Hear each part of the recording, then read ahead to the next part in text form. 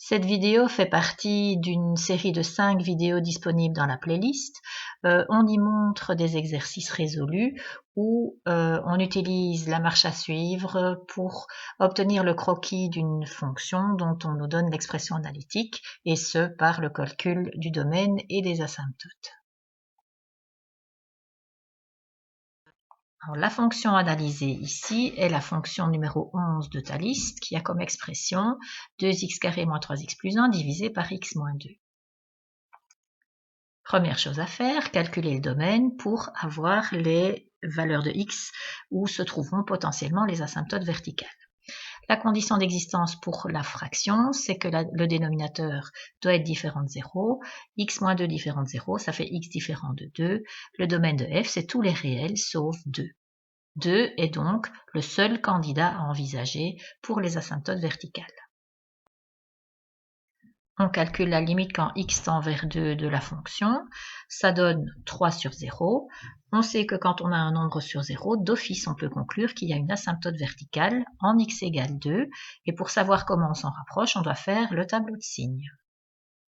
Alors le tableau de signes, une ligne pour 2x² moins 3x plus 1, une pour x moins 2, on calcule les pivots, je passe plus de temps là-dessus, donc ça je te laisse faire à ton aise, tu peux mettre sur pause éventuellement pour le faire toi-même. Voilà ce que ça donne. Donc on voit que autour de x égale 2, le bilan est négatif à gauche, positif à droite, ce qui veut dire qu'au niveau de l'asymptote verticale, à sa gauche on plonge vers le bas, à sa droite on est très très haut. Étape suivante, y a-t-il des asymptotes horizontales? On calcule la limite quand x tend vers plus et moins l'infini de la fonction. On garde les termes de plus haut degré. Et donc, ça nous donne la limite quand x tend vers plus ou moins l'infini de 2x. Quand je remplace le x par plus l'infini, ça me donne plus l'infini. Quand je remplace le x par moins l'infini, ça donne moins l'infini. Donc, plus je vais vers la droite, plus la fonction monte, plus je vais vers la gauche, plus la fonction descend, mais sans se rapprocher d'un plafond ou d'un certain plancher. Il n'y a pas d'asymptote horizontale dans cette fonction. Au niveau des asymptotes obliques, on aurait su savoir dès le départ en fait qu'il y en avait, puisque le degré du numérateur c'est 2, le degré du dénominateur c'est 1, le degré du numérateur est bien d'une unité plus élevée que celui du dénominateur. On sait que du coup il y a une asymptote oblique, et donc on aurait pu directement dire qu'il n'y avait pas d'asymptote horizontale. Pour trouver l'équation de l'asymptote oblique, on va effectuer la division du numérateur par le dénominateur, 2x² moins 3x plus 1 divisé par x moins 2.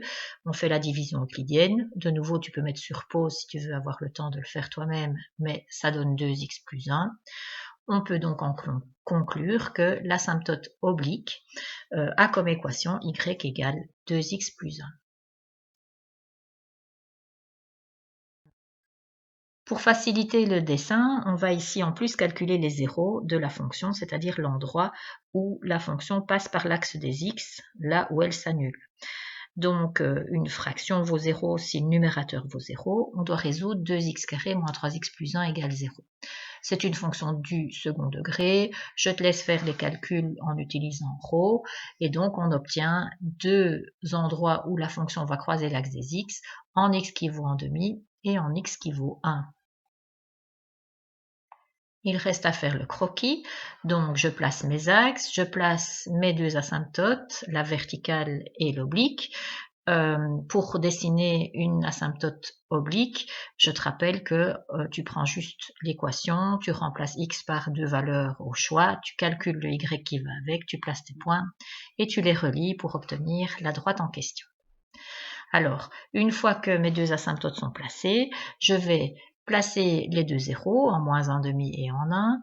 Je vais aussi me rappeler comment on se rapprochait de l'asymptote verticale grâce à l'information qu'on avait obtenue dans le tableau de signes. Et je mets aussi deux petites étoiles sur l'asymptote oblique, une tout en dessous à gauche et une tout au-dessus à droite. Je dois en fait relier tous ces points-là le mieux que je peux, et donc voilà ce que ça donne.